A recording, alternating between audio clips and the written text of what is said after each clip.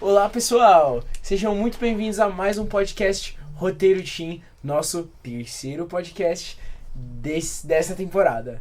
Hoje estamos aqui com um convidado novo, seja muito bem-vindo, Eri. Olá, queria primeiramente mandar um beijo pro Clube Kadosh, o pessoal da minha igreja também, Jardim Vila Formosa, e eu tenho uma alta expectativa para hoje, né, o meu primeiro podcast. Isso aí, vai ser muito top, vai ser top. Também estamos aqui com a Melissa novamente. Fala galera, muito bom estar aqui com vocês. Não vou nem copiar ele, né? Quero mandar um beijo pro meu clube Apos da Associação Paulistana e pra minha igreja de São Roque. Isso aí, então um beijo aí pros clubes. E com o Lucas. Fala aí, gente, belezinha? Aí, gente, de novo aí. E como ninguém fez, eu vou fazer também, né? Porque ninguém fez, né? Mandar um beijo pro meu clube Cruzeiro do Sul e pra toda a diretoria aí. E vamos que vamos. Isso aí, Campuri. Tá chegando. É verdade. Bom trampo. Então, bora lá. Tudo para a glória de Deus. É o título da nossa lição. Vamos lá. O que tem nessa ilustração aí? Vamos dar uma olhada nessa capa de lição. Vamos ver a imagem aqui da nossa... Então, vamos à tirinha aí. Ó, aqui já de início dá pra perceber, né, que temos um cesto, né, com pães e peixes, pelo visto simbolizando que tem uns alimentos ali, né, ali dentro. Um homem se afogando, dando a mão, e outro tentando salvar ele. Parece tentando tirar de dentro d'água, né, alguma coisa assim. E esse homem que está em pé, ele está sobre as águas, que é algo muito sobrenatural, bem difícil de se imaginar. E ali no fundo, ali, né, tem uma mulher, certo? Segurando, parecendo um livro ali, como se estivesse lendo, né? Coisa. Lendo, estudando, alguma coisa assim. Isso aí. Perfeito. Então, vamos à lição, né? Desde o princípio, Deus já sabia como seria a nossa cultura, né? Que ela ia ter mudanças constantes e um avanço tecnológico muito grande. E sabia que, com os problemas dessa cultura, né? Ele deu soluções para que a gente vivesse sem estresse nesse mundo estressante. O versículo dessa semana nos diz que Jesus levou os discípulos para descansar depois de uma das campanhas evangelísticas de maior sucesso. Assim que chegaram de viagem, os discípulos estavam muito felizes pelo que Deus havia operado por intermédio deles, mas Jesus enxergou além daquela alegria ali momentânea, né? O que será que ele viu? Será que ele viu que os discípulos corriam o risco de atribuir a si mesmo as maravilhas operadas por Deus? Percebeu que estavam fisicamente exaustos e já estavam vazios espiritualmente, por ter lutado contra o diabo desde o nascimento. Jesus sabia quando precisava se afastar um pouquinho para recuperar as forças para as batalhas seguintes. E essa lição, ela enfatiza principalmente a necessidade de descanso e comunhão com Deus. Vamos lá, o texto para estudo se encontra em Mateus, né? 14, de 13 a 33.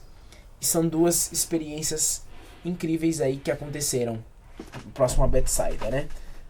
Alguém pode contar aí, brevemente, o que aconteceu?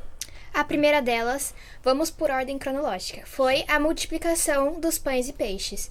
Que foi assim... acho que todo mundo conhece a história, né? A primeira delas... Uma história bem conhecida. E a segunda foi da que Jesus andou na água, Pedro viu ele e se assustou. E aí...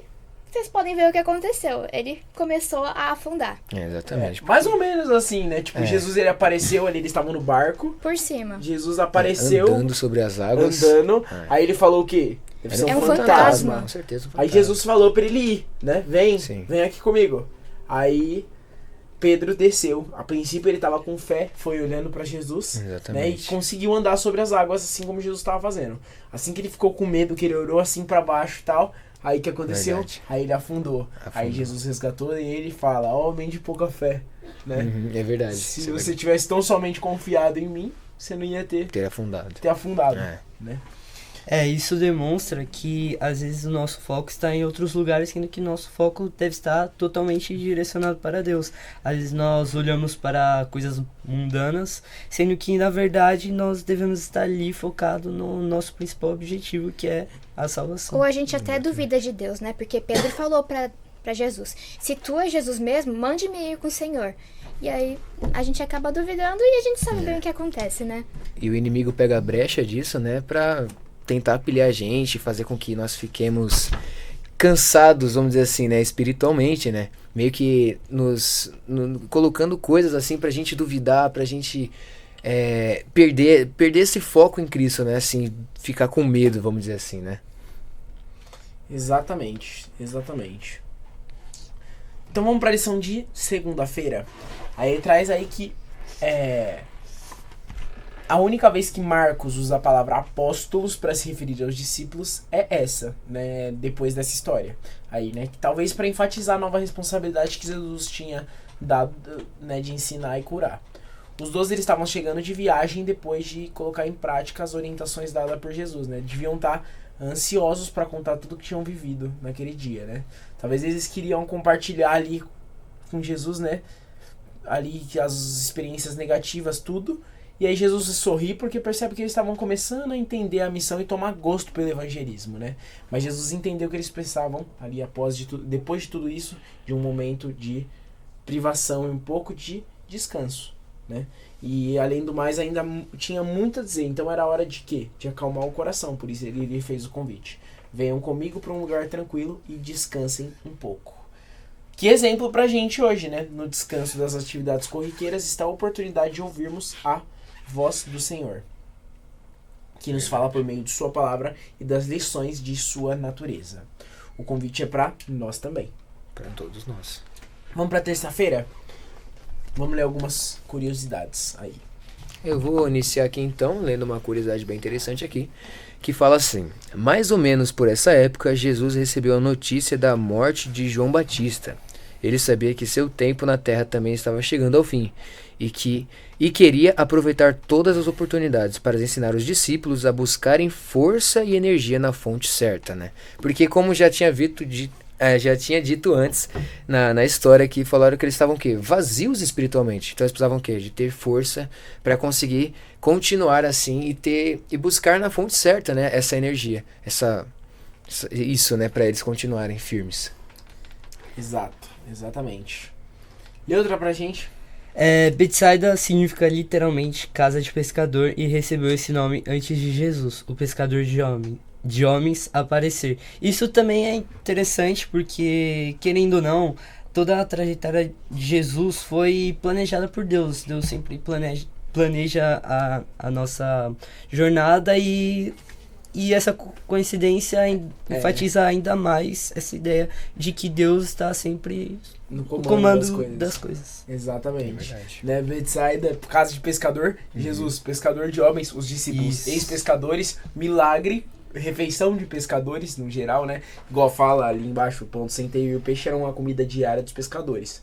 Foi uma refeição simples, mas suficiente para satisfazer tanto a fome física quanto espiritual da multidão que ouvia Jesus. Os discípulos também foram beneficiados. Então tudo ali era dirigido por Deus. É verdade.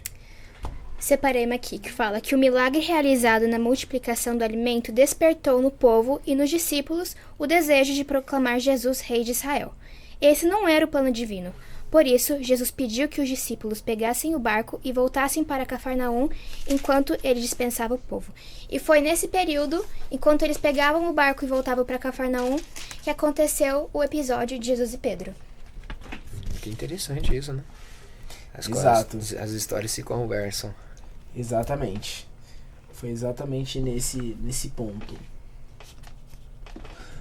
Então vamos lá para a lição de quarta-feira, né? Os discípulos ficaram o quê? Contrariados quando Jesus mandou eles pegarem o barco e voltar para Cafarnaum. Eles estavam se apoiando no próprio entendimento. Eles ficavam pensando por que era o momento perfeito para Jesus ser proclamado ali rei dos judeus. Mas o Salvador, né, sabia exatamente o que estava no coração deles. Esse não era o foco dele, né? Nesse ser rei dos judeus. Ele sabia exatamente, como você disse, o que estava acontecendo no coração. Eles ainda tinham aquela ideia, né, que Jesus ele ia vir e ser o rei de Israel. Mas Jesus estava assim, não, gente, pelo amor de Deus. Esse não é meu. Aí depois, como o Tiago falou em umas lições atrás, Jesus começou a ficar feliz, que depois de um tempo os discípulos foram entendendo a real motivação de Jesus. Exato, aos poucos eles foram entendendo qual que era o propósito de Jesus. Mas naquele momento, a motivação estava errada.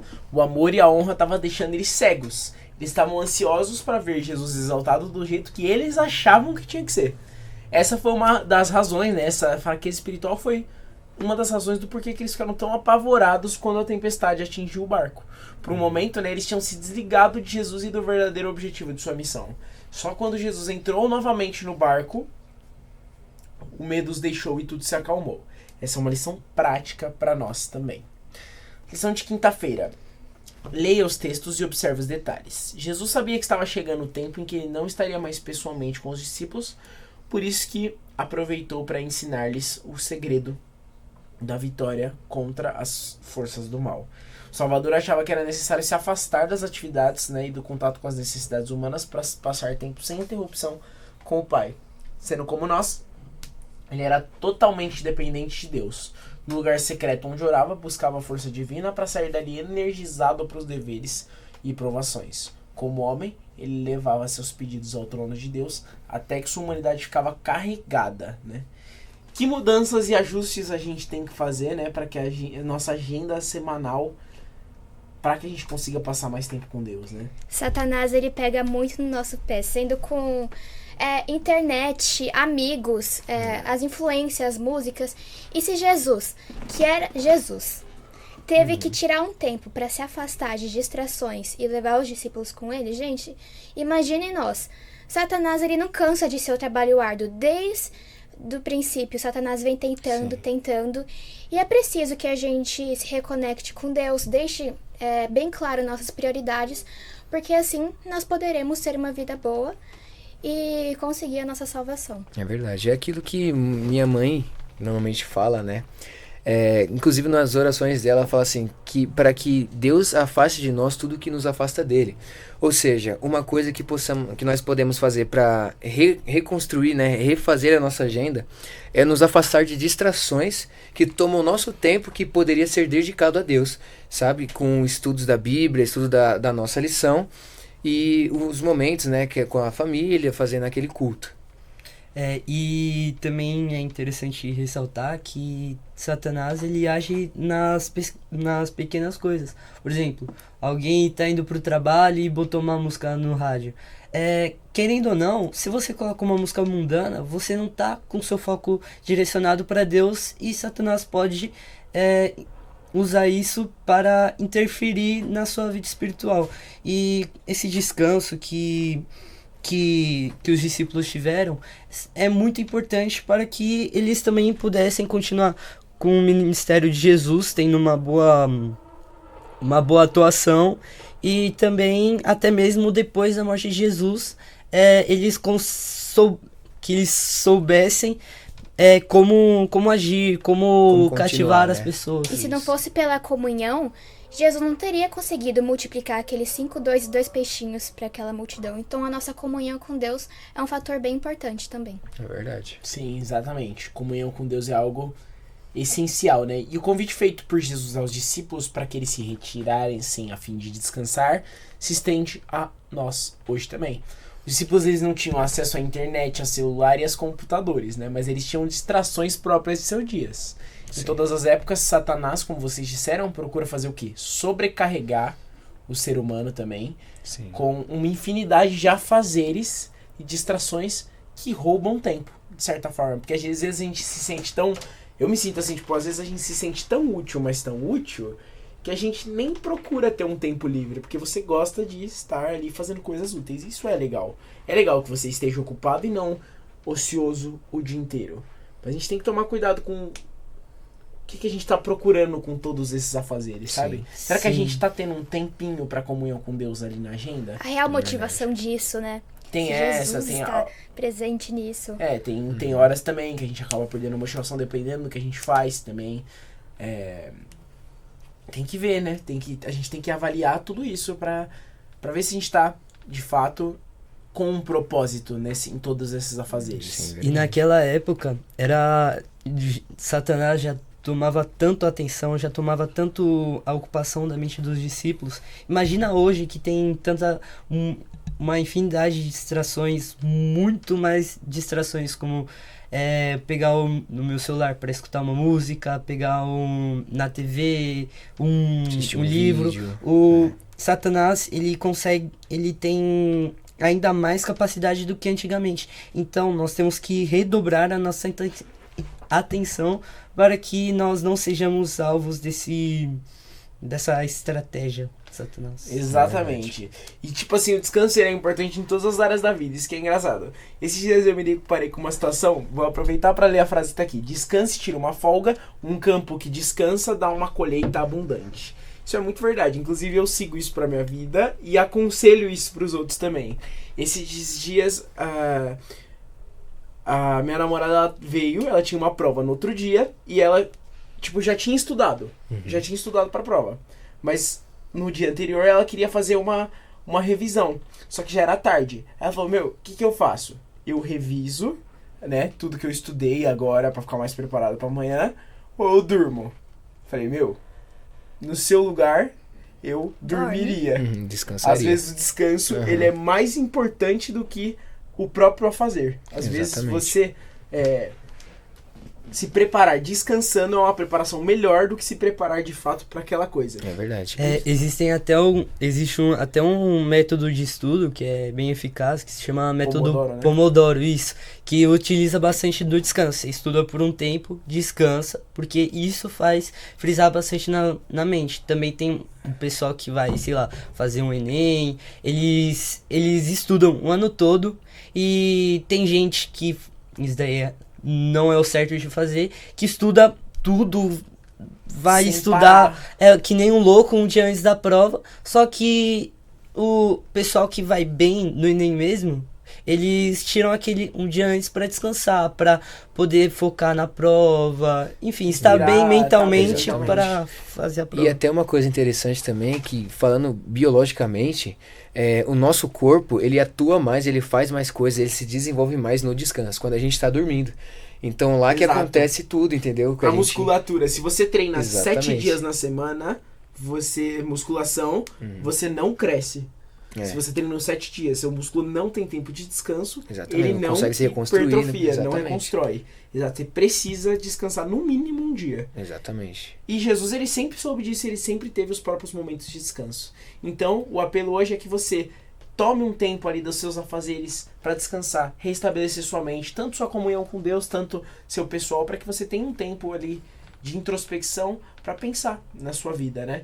E cuidado com aquela de fazer tudo as coisas com pressa, tudo uma coisa sem parar para economizar tempo, porque às vezes, né, como disse aqui a frase de Will Rogers, metade da nossa vida é gasta tentando encontrar algo para fazer com o tempo que nós corremos por toda a vida tentando economizar. Eu achei essa frase Nossa, essa aí sensacional. Isso é forte. Então cuidado, com esse tempo todo que a gente corre, nessa correria do dia a dia, do século 21, né?